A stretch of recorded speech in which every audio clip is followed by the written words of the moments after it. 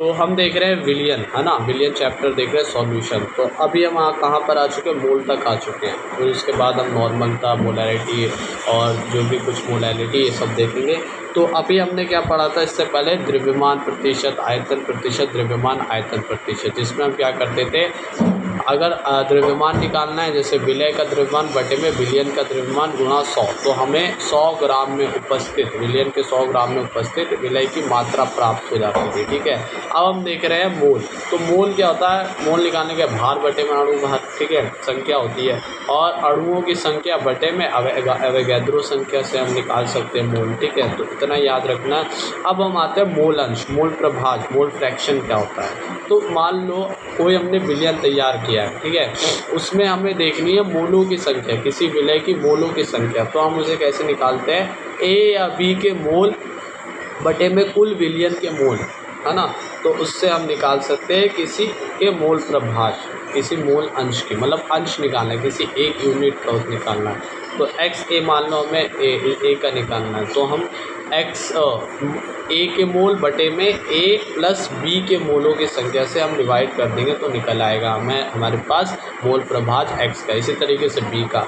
अब ये याद रखना हमेशा कि मोल प्रभाज जो एक्स ए और एक्स बी है, अगर इनका योग के करेंगे तो हमेशा एक आएगा। ठीक है, करके भी देख लो, इन दोनों का जब योग करेंगे तो एलसीएम वगैरह होकर मोल ए मोल प्लस मोल बी इस तरीके से कट जाएंगे तो एक आएगा। तो विलयन के सभी अवयवों के मोल अंश का योग कितना होता है, एक होता है। ठीक है, अब देखो मोल अंश ज़्यादा कब होगा, देखो मोल अंश ज़्यादा जब होगा जब किसी कोई एक अवयव ज़्यादा होगा, तो मोल अंश क्या होगा, ज़्यादा होगा।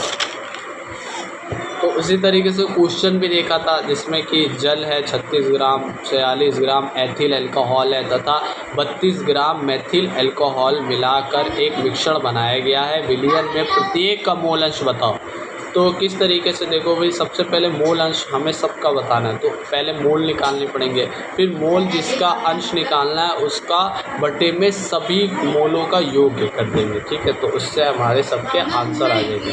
एथिल अल्कोहल क्या होता है, एथिल अल्कोहल होता है C2H5OH और मेथिल अल्कोहल होता है CH3OH। ठीक है, तो इस तरीके से हम निकाल लेंगे। अब हम देखेंगे मोलैरिटी। ठीक है, तो विलयन के एकांक आयतन 1 लीटर में उपस्थित विलय के मोलों की संख्या को विलयन या मोलरता कहते हैं। ठीक है, विलयन की मोलरता कहते हैं। देखो भाई, कोई भी मतलब विलय है ना, विलय के मोल बटे में विलयन का 1 लीटर में आयतन को क्या हम कहेंगे, मोलैरिटी कहेंगे। ठीक है भाई, तो अगर मान लो 1 लीटर नहीं दे रखा, 1000 दे रखा, तो 1000 से भाग हो जाएगा। ठीक है ना, वो ऊपर आगे हो जाएगा। तो WA क्या है, विलय का भार बटे में WA कैपिटल W मतलब क्या है, विलय का अणु भार। ठीक है, गुणा अगर ग्राम में है तो ऊपर 1000 हो जाएगा, लीटर तो कुछ नहीं होगा, लीटर से हो जाएगा। ठीक है, तो इस तरीके से हमारा क्या बन गया है, मोलैरिटी हो गया। अब मोलैलिटी क्या होता है, देखो भाई, मोलैलिटी होता है 1 kg विलायक में उपस्थित विलय के मोलों की संख्या को, 1 kg विलायक, वहाँ विलयन है विलायक है, और सब सेम रहेगा, विलय के मोल बटे में विलायक kg में, अगर kg में नहीं है तो ऊपर 1000 से हो जाएगा, अगर मिलीग्राम में है। ठीक है, और जो विलय के मोल निकाला वो ऐसे भार बटे में अणु भार।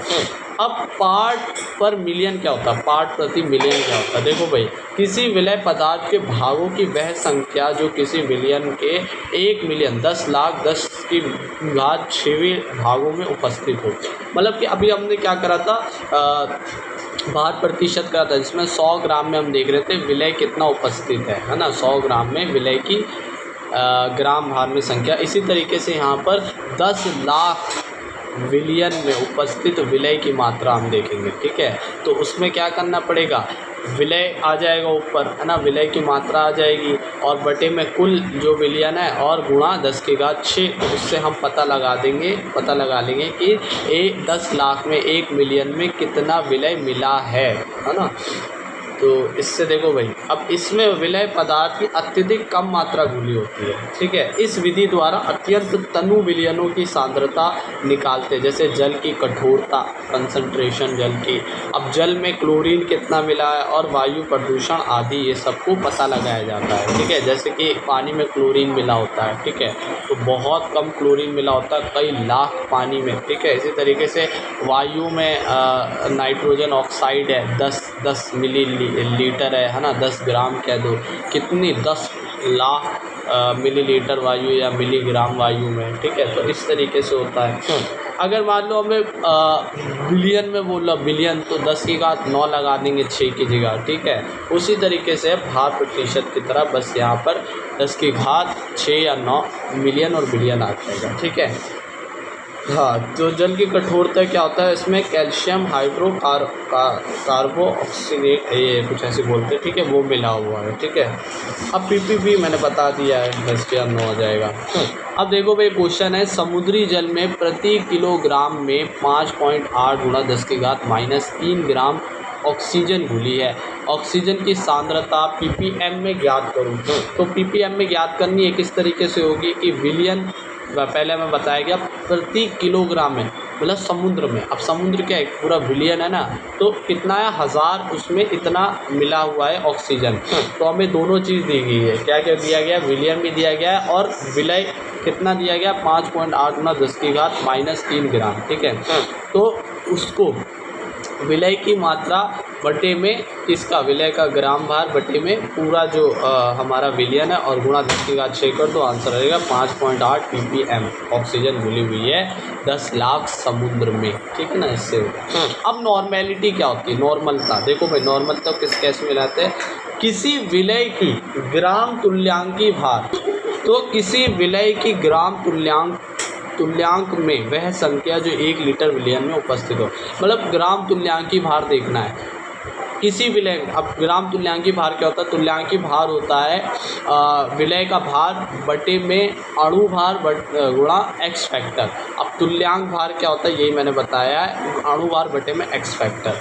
अब देखो भाई, ये गुणा करना 1 लीटर उससे, तो ये किससे मिलता जुलता लग रहा है, मोलरता से मिलता जुलता लग रहा है ना, तो ये मोलरता से मिलता जुलता लग रहा है, ठीक है। तो अगर हम मान लो मोलरता का फॉर्मूला देखें कि विलय के भार बटे में विलय का अणु भार और इस तरीके से लीटर, है ना, तो यहाँ पर केवल विलय के अणु भार के साथ भाग दिया गया है किसका, एक्स फैक्टर का। अब ये एक्स फैक्टर क्या होता है, एक्स फैक्टर होता है, मान लो अगर कोई हमें दे रखा है सूत्र, है ना, तो उसमें हमें देखना आता है या कुल पॉजिटिव चार्ज या कुल नेगेटिव चार्ज।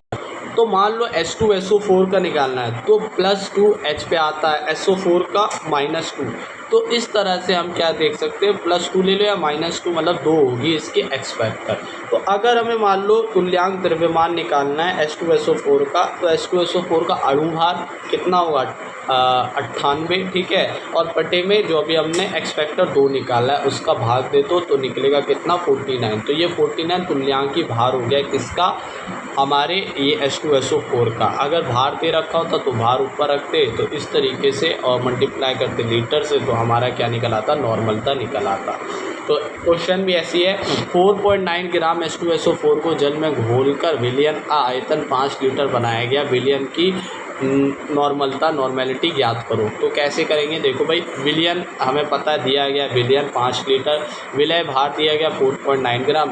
अब हमें क्या निकालना है, तुल्यांकी भार एक्स फैक्टर वाला अणु भार से डिवाइड करके निकालना है। तो 98 बटे में 2 करेंगे तो वो अभी हमने निकाला 49 आएगा, 49 और 4.9 है उसका पॉइंट खोला तो 49 से 49 कट गया। अब 1 बटे में 50 हो गया, 1 बटे 50 को काटेंगे तो 0.002 आएगा आंसर, 0.02 आंसर।